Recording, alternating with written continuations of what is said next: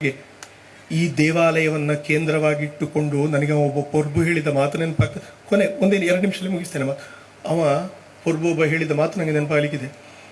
ಆಯ್ ಪಾದ್ರಿ ಪ್ರೇಜನ ಜಣ್ಣೆರೆ ಇತ್ತದ ಬಜಿದೆ ಎತ್ತು ಮಾಡ್ನೆ ಬೊಲ್ದು ಕೋಟ್ ಮಾಡಿಂಚ ಉದ್ದದ ಪಾಡೊಂದು ಬರ್ಪಿ ಬುಡ್ಡಿ ಎಡ್ಡೆ ಜಯನ ಇವ ಆಗ ಅಲ್ಲ ನನ್ನ ಆತ್ಮೀಯ ಅದು ಬೇರೆ. ಆಗ ಹೇಳುವಾಗ ನಾನೊಂದ್ಸಲ ಕೇಳಿದೆ, ಅತ್ತ ಪೊರ್ಬುಳೆ ಈತ ಮಾತ ಮಣ್ಣು ಪರತ್ತ ಐತಾರಾನಾಗ ಬಾಕಿಲ್ ಬಾಡ್ದು ಬಿಡಿದು ಯೋಕ್ಲೇನು ಪೂರ ತುಂಬೊಂದು ಒಬ್ಬರ ಕಾರ್ಡು ಪೂ ಪೂರ ಮತ್ತೊಂದು ದಾಯವ ಬರ್ಬೇಕ ಚರ್ಚಿಗೆ. ನಾನು ಕೇಳಬಾರ್ದಿತ್ತು, ತಪ್ಪಿ ಕೇಳಿದ್ದು. ನಾನು ಸರಿಯಾಗಿ ಮಂಗಳಾರತಿ ಮಾಡಿದ, ಉತ್ತರ ಕೊಟ್ಟ ನನಗೆ ತಿರುಗಿಸಿ. ನಿಖಿಲ ಅತ್ತ ತಣ್ಣೆರೆ ನಿಖಿಲೆಗೆ ದೇವಸ್ಥಾನ ಕೋಣ್ಲ ನಡಪುಂಡು ಕೋಡ್ಜಂಡ್ಲ ನಡಪುಂಡತೆ ಎಂಕ್ಲೆಗೆ ಅಂಚಾತ ಕುಟ್ಟುಂಡ್ಲ ಅಡಿಗೆ ಹೋಡು ಸೈತನ್ಲ ಅಡಿಗೆ ಹೋಡತ್ತೆ ಬರ್ಪೂಜಿಂದ ಬಣ್ಣಿಯರ ಆಪುಜತ್ತೆ ಅಂತ ಸತ್ಯ ಹೇಳಿದಲ್ಲ. ಯಾವ ಮಟ್ಟದಲ್ಲಿ ಇದ್ದೇವೆ ನಾವು ಅಂತ. ಏನು ಮಾಡಬೇಕಾಗಿದೆ, ಏನು ಮಾಡಬೇಕು ಕೇಳಿದರೆ ಭೌತಿಕವಾದ ದೇವಾಲಯದ ನಿರ್ಮಾಣ ಆಗಿದೆ ಅಲ್ಲ, ಹಿಂದೂಗಳಿಗೆ ಈ ಪರಿಸರದವರಿಗೆ ಎಲ್ರಿಗೂ ಕೂಡ ಷಣ್ಮುಖ ಸುಬ್ರಹ್ಮಣ್ಯ ಸಜಿಪರಡುಗೆ ಬರಲೇಬೇಕು, ಕಡ್ಡಾಯ ಅನಿವಾರ್ಯ ಅನ್ನುವ ಮಟ್ಟಕ್ಕೆ ದೇವಾಲಯದ ನಿರ್ಮಾಣ ಮಾಡಬೇಕಾಗಿದೆ. ಜವಾಬ್ದಾರಿ ಊರಿನವರದ್ದು ಇದೆ, ವ್ಯವಸ್ಥಾಪನಾ ಸಮಿತಿಯವರದ್ದು ಇದೆ, ತಂತ್ರಿಗಳದ್ದು ಇದೆ, ಅರ್ಚಕರದ್ದಿದೆ. ಎಲ್ಲ ಒಟ್ಟು ಸೇರಿ ಒಂದು ಕಾರ್ಯಯೋಜನೆಯನ್ನು ರೂಪಿಸಬೇಕಾದಂಥ ಅನಿವಾರ್ಯತೆ ಇದೆ. ಸಂಪಾದನೆ ಮಾಡಿದ ದುಡ್ಡಿನಲ್ಲಿ 20% ಮಾತ್ರ ನಿಮಗೆ ಉಪಯೋಗ ಮಾಡಲಿಕ್ಕೆ ಕರ್ತವ್ಯ ನಿಮಗೆ, ಅಂದರೆ ನನಗೆ ಸಸಿರು ಹೇಳಿದ್ದು ನಾನು. 20% ಮಾತ್ರ ನಮಗೆ ಉಪಯೋಗ ಮಾಡಲಿಕ್ಕೆ ಅಧಿಕಾರ ಇರುವಂಥದ್ದು. ಉಳಿದ 20% ಸರ್ಕಾರಕ್ಕೆ ಕೊಡಬೇಕಲ್ಲ, ರಾಜನಿಗೆ ಟ್ಯಾಕ್ಸ್ನ ರೂಪದಲ್ಲಿ ಕೊಡಬೇಕಲ್ಲ, ಅದು ಕೊಡ್ತೇವೆ. ಇಲ್ಲರ ಅವರು ತಗೊಳ್ತಾರೆ. ಸೋಪು ತಗೊಳ್ಳೋ 30 ರೂಪಾಯಿ ಅಂದರೆ 25 ಅದಕ್ಕೆ ರೇಟ್ ಇರೋದು. 5 ರೂಪಾಯಿ ಅವ್ರಿಗೆ ಕಿತ್ತುಕೊಂಡು ಆಗಿರ್ತದೆ, ನಮ್ಗೆ ಗೊತ್ತಾಗೋದಿಲ್ಲ ಅಷ್ಟೇ. ಸರಿ, 20% ಕರ ಕೊಡಬೇಕು, ಮತ್ತೆ 20% ದೇವತಾ ಕಾರ್ಯಕ್ಕೆ ನಾವು ವಿನಿಯೋಗ ಮಾಡಬೇಕು, ಮತ್ತೆ 20%ಅನ್ನು ಕನಿಷ್ಠ ಪಕ್ಷದ ಕಣ್ಣು ಕೈಕಾಲಾದರೂ ಸರಿ ಕೊಟ್ಟಿದ್ದಾನಲ್ಲ. ಎಷ್ಟು ಜನರಿಗೆ ಸಮಾಜದಲ್ಲಿ ಅದಿಲ್ಲ. ನಾನು ದೇವಸ್ಥಾನಕ್ಕೆ 1000 ಸಲ ಹೋಗ್ತಾ ಇದ್ದೆ. ಅಲ್ಲಿ ಮರದಡಿಯಲ್ಲಿ ಗಣಪತಿ ಕೊಕ್ಕಡ ಅಂತ ಹೋಗಿ ದೇವರಿಗೆ ಅಡ್ಡ ಬೀಳೋದು ಬರೋದು. ಏನೋ ಒಂದು ತಪ್ಪಿ ಮೊನ್ನೆ ಒಂದು ವಾರ್ಷಿಕೋತ್ಸವ ಅಂತ ಆಯಿತು, ರಂಗಪೂಜೆ ಅಂತೆಲ್ಲ ಮಾಡಿದ್ರು. ಒಂದು ಸಲ ಹೋದೆ, ಯಾರೋ ಒಬ್ರು ಹೇಳಿದ ಅಣ್ಣೇರ ಹೊರ ಅಡಿಗೆ ಕೂದುವಲೆ ಅಂತ. ನೋಡ್ತೇನೆ, ಒಂದು ಸೇವಾಶ್ರಮ ಅಂತ ಬರ್ದಿದ್ದು. ಒಳಗೆ ಹೋಗಿ ನೋಡ್ತೇನೆ. ಅಲ್ಲಿ ಹೋಗಿ ನೋಡಿದ ನಂತರ ನಾನು ಹೇಳಿದೆ, ಇಷ್ಟು ಸಮಯ ಬಂದೆ ನಾನು ಕೊಕ್ಕಡಕ್ಕೆ, ಮರದಡಿಯಲ್ಲಿದ್ದೆ, ಗಣಪತಿ ಇಲ್ಲಿದ್ದಾನೆ ದೇವರು ಅಂತ ಅಡ್ಡ ಬಿದ್ದು ಹೋದೆ. ನನಗೀಗ ಗೊತ್ತಾಯಿತು, ಯಾರೋ ಈ ಬೆನ್ನು ಮೂಳೆ ಎಲ್ಲ ಏನಾದರೂ ಡ್ಯಾಮೇಜ್ ಆದರೆ ಅವ ಮತ್ತೆ ಜೀವನದಲ್ಲಿ ಮೇಲೆ ಇಡಲಿಕ್ಕಿಲ್ಲ. ಅಂತಹ 100 ಜನರನ್ನು ಇವತ್ತು ಅವರ ಆರೈಕೆ ಮಾಡ್ತಾ ಇದ್ದಾರೆ. ನನಗನ್ನಿಸಿತು, ದೇವರ ಪೂಜೆ ಇದಕ್ಕಿಂತ ದೊಡ್ಡದಿದೆಯಾ? ನಾನು ಹೇಳಿದೆ, ಇನ್ನು ಮುಂದೆ ಬಂದರೆ ಗಣಪತಿಯನ್ನು ನೋಡಲಿಕ್ಕೆ ಬಂದು ಇಲ್ಲಿ ಬಂದು ನಮಸ್ಕಾರ ಮಾಡಿ ಹೋಗ್ತೇನೆ. ನಿಜವಾದ ದೇವರ ಪೂಜೆ ಅದು ಅಂತ. ಇಂಥದ್ದು ಮಾಡುವಂಥದ್ದು ಸಮಾಜದಲ್ಲಿ ಒಂದು ಸಲ ನೋಡಬೇಕು. ಯಾರಿಗೋ ಕ್ಯಾನ್ಸರ್ ಆಯಿತು ಅಂತ ಆದಾಗ ನಾವು ಆಸ್ಪತ್ರೆಗೆ ಹೋದಾಗಲ್ಲ ನಮಗೆ ಗೊತ್ತಾದ್ದು ಎಷ್ಟು ಜನರಿಗೆ ಕ್ಯಾನ್ಸರ್ ಇದೆ ಅಂತ. ಒಂದೊಂದು ಸಮಸ್ಯೆ ಬಂದು ಅಂಥ ಕ್ಷೇತ್ರಕ್ಕೆ ಹೋದಾಗ, ಆಸ್ಪತ್ರೆಗೆ ಎಲ್ಲಿಗೆ ಹೋದಾಗ ಅದ್ಭುತ ಅಂತ ಅನ್ನಿಸ್ತದೆ ನಮಗೆ. ಕೋವಿಡ್ ಇಷ್ಟು ಭಯಂಕರ ಅಂತ ಗೊತ್ತಾದ್ದು ಹೇಗೆ ಕೇಳಿದರೆ, ಆಂಬ್ಯುಲೆನ್ಸ್ನ ಅವತ್ತು ಆರಂಭದಲ್ಲಿ ಸಾಲು ನಿಂತು ಪುನಃ ಜಾಗ ಇಜ್ಜಿಂತ ಆಗುವಾಗಲ್ಲ ಗೊತ್ತಾದ್ದು ಒಂದು ಭಯಂಕರ ಡೇಂಜರಸ್ ಮಾರ್ರೆ. ಆ ಒಂದೊಂದು ಕ್ಷಣದಲ್ಲಿ ಅನ್ನಿಸಿಬಿಡ್ತದಲ್ಲ, ನಾವು ಇಷ್ಟು ಯೋಚನೆ ಮಾಡಿದರೆ ಸಾಕು, ದೇವರು ಕನಿಷ್ಠ ಪಕ್ಷ ಕಣ್ಣು ಕೈ ಕಾಲು ಇದೆಲ್ಲ ನಮಗೆ ಸರಿ ಕೊಟ್ಟಿದ್ದಾನಲ್ಲ. ಇದಿಲ್ಲದವರು ಸಮಾಜದಲ್ಲಿ ತುಂಬ ಜನ ಇದ್ದಾರೆ. ಮಲಗಿದವರು ಹಾಸಿಗೆಯಲ್ಲಿ, ಬೆಡ್ಡಲ್ಲಿ, ನೆಲದಲ್ಲಿ ಮಲಗಿದವರು ಜೀವಿತದ ಕೊನೆಯವರೆಗೆ ಮತ್ತೆ ಅವರಲ್ಲಿಂದ ಏಳಲಿಕ್ಕಿಲ್ಲ. ಅಂಥವರಿಗೋಸ್ಕರ ನಾವೇನೋ ಮಾಡಬೇಕು. ಸೇವಾಹಿ ಪರಮೋ ಧರ್ಮ, ಧರ್ಮದ ತುದಿ ಅಂದರೆ ಸೇವೆ. ಎಲ್ಲಿಂದ ಆರಂಭ ಆಗಬೇಕು ಕೇಳಿದರೆ ನಮಗೆ ಪ್ರೇರಣೆ ದೇವಸ್ಥಾನ ಅಲ್ಲ, ದೇವಸ್ಥಾನದಿಂದ ಆರಂಭ ಆಗಬೇಕು.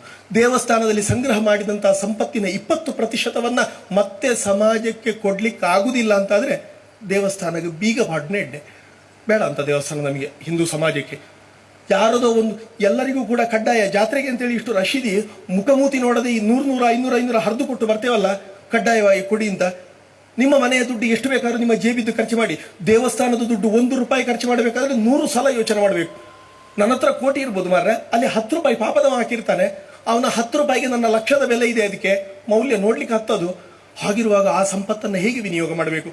ಒಂದು 20% ಆದರೂ ಕನಿಷ್ಠ ಮತ್ತೆ ಸಮಾಜಕ್ಕೆ ಕೊಡಬೇಕು. ದೇವಸ್ಥಾನದಲ್ಲಿ ರಕ್ತದಾನ ಶಿಬಿರ ಆಗ್ಬೋದು. ಸಂಸ್ಕಾರ, ದೇವಸ್ಥಾನಕ್ಕೆ ಬಂದರೆ ತೀರ್ಥ ತಗೊಳ್ಬೇಕು, ಹೇಗೆ ಸುತ್ತು ಬರಬೇಕು ಹೇಗೆ ಗೊತ್ತಿಲ್ಲ. ಎಲ್ಲರೂ ಇರುವಾಗ ಹೀಗೆ ಸುತ್ತು ಬರ್ತೇವೆ, ಹೌದು, ಯಾರೂ ಇಲ್ಲದೆ ಆಗಲಿ ಅಂತ ದೇವಸ್ಥಾನಕ್ಕೆ ಬರಬೇಕು. ನಾನು ಒಂದು ದೇವಸ್ಥಾನದಲ್ಲಿ ಪೂಜೆ ಮಾಡ್ತಾ ಇದ್ದೆ, ಒಬ್ಬ ಬರ್ತಾನೆ ಹೀಗೆ, ನಾನೇ ಮರ ಅಂಚಿಡಿ ಅವತ್ತ ಮತ್ತೇನು ದೇವರೇ ಸುತ್ತು ಅರ್ಪಣೆ ಅದು. ಇವ ಹೀಗೆ ಪೆದಂಬು ಸುತ್ತು ಬಲ್ತಾನೆ ಆ್ಯಂಟಿ ಕ್ಲಾಕ್ ವೈಸ್. ಮತ್ತೆ ಅವನಿಗೆ ಹೇಳಿದೆ, ನೆಟ್ಟೆ ಬೋಲಯ ಬಲತವರಿಗೆ ದೇವರನ್ನು ಮಾಡೋದು. ಅಂಚನ ಅಣ್ಣರೆ ಈಚೆಂದು ಅದೇ ನಿತ್ಯದಲ್ಲಿ ಅವ ಯಾಕೆ ಹಾಗೆ ಮಾಡಲಿಲ್ಲ ಹೇಳಿದರೆ, ಜಾತ್ರೆಗೆಲ್ಲ ಹೋಗೋ ಜನ ಇರ್ತಾರೆ, ಮಾತೆಲ್ಲ ಇಂಚೆ ಹೋಗ್ತಾರೆ. ಇವನು ಗತಾನು ಗತಿಕೋ ಲೋಕಃ ನ ಲೋಕಃ ಪಾರಮ, ಎತ್ತು ಗಾಣವನ್ನು ಹೊತ್ತು ತಾ ನಿತ್ಯದಲ್ಲಿ ಸುತ್ತು ಬಂದಂತೆ ಹೋದ ದೇವಸ್ಥಾನಕ್ಕೆ ಬಲಿ ಬಂದ. ಇಂಥದ್ದು ಮಾಡಿದ. ತೀರ್ಥ ತಗೊಳ್ಬೇಕಾಗ ಪ್ರಸಾದ ತಗೊಳ್ಬೇಕು, ಯಾವುದೂ ನಮಗೆ ಗೊತ್ತಿಲ್ಲ. ಇದನ್ನೆಲ್ಲವನ್ನು ಕಲಿಸಿಕೊಡೋದು ಎಲ್ಲಿ? ಮನೆಯಲ್ಲಿ ಕಲಿಸಿಕೊಡು ಹೇಳಿದರೆ ನನಗೂ ಗೊತ್ತಿಲ್ಲ, ನನ್ನ ಹೆಂಡತಿಗೂ ಗೊತ್ತಿಲ್ಲ. ಕ್ಷೇತ್ರದಲ್ಲಿ ಸಂಸ್ಕಾರ ಶಿಬಿರ ಮಾಡಬೇಕಲ್ಲ, ವಾರಕ್ಕೆ ಒಂದು ದಿನ ಆದರೂ ಸಂಸ್ಕಾರ ಶಿಬಿರ ಮಾಡಬೇಕಲ್ಲ. ಅವರೆಲ್ಲ ಹೇಗೆ ದಿನಕ್ಕೆ 3 ಸಲ 5 ಸಲ ನಮಾಜ್ ಮಾಡಿ ಅಂತ ಹೇಳಿಕೊಡ್ತಾರೆ, ಅಥವಾ ಅಲ್ಲಿ ಹೋದ್ರೆ ಹೇಗೆ ಇರಬೇಕು ಅಂತ ಗೊತ್ತಿದೆ, ನಮಗೆ ಗೊತ್ತಿಲ್ಲ. ವೇದಿಕೆಗೆ ಮಂತ್ರಾಕ್ಷಿ ಅಲ್ಲಿ ಹೋಮ ಮಾಡ್ತಾ ಇದ್ದಾನೆ ಮದುಮಕ್ಕಳಿಗೆ ಆಶೀರ್ವಾದ ಮಾಡ್ಲಿಕ್ಕೆ ಅಂತೇಳಿ, ಅವರೊಂದು 30 ವರ್ಷದವರು, ಈ 5 ವರ್ಷದ ಹುಡುಗಲ್ಲ ಈಗ ಅರಿದಿತ್ತೊಂದು ಅಕ್ಕೇರ್ನೆ ಬಿದ್ದಾಡ್ನೆ.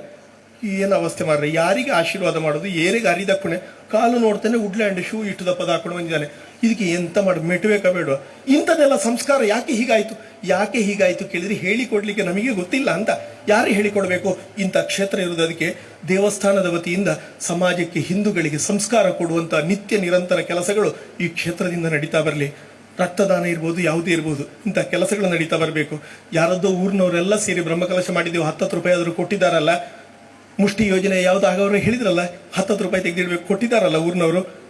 ಆ ಯಾವುದೋ ಒಂದು ಮನೆಗೆ ತೊಂದರೆ ಆಯಿತು, ಮಳೆಗಾಲದಲ್ಲಿ ಮನೆ ಬಿದ್ದೋಯ್ತು, ಅವರನ್ನು ಕರ್ಕೊಂಡು ಬಂದು ನಮ್ಮ ಕ್ಷೇತ್ರದ ನಿವಾಸದಲ್ಲಿ ಕೂತ್ಕೊಳಿಸಬೇಕು. ಇಲ್ಲಂತಾದ್ರೆ ಕ್ಷೇತ್ರದ ವತಿಯಿಂದ ಅವರಿಗೆ ಮನೆ ಕಟ್ಟಿ ಕೊಡಬೇಕು, ಕರ್ತವ್ಯ ನಮ್ಮದಲ್ವಾ. ಅದಲ್ಲ ಅಂತಾದ್ರೆ ಆ ಮನೆಯ ಮಕ್ಕಳು 10ನೇ ಕ್ಲಾಸ್ 10ನೇವರೆಗೆ ಫ್ರೀ ಎಜುಕೇಶನ್, ಏನು ತೊಂದರೆ ಇಲ್ಲ.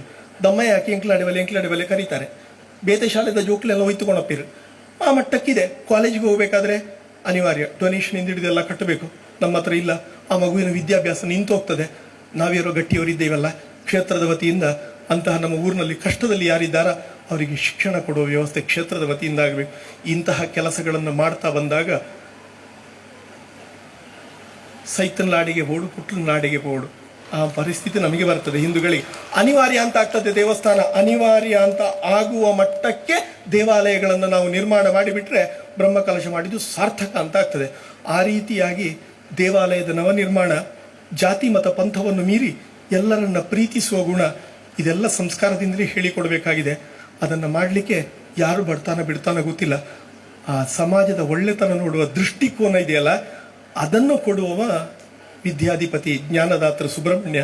ಅವನಿಗೆ ಅದನ್ನು ಮಾಡಿದಿಂದಾಗಿ ನಮಗೆಲ್ಲ ಒಳ್ಳೆ ದೃಷ್ಟಿಕೋನವನ್ನು ಖಂಡಿತ ಅನುಗ್ರಹ ಮಾಡ್ತಾನೆ.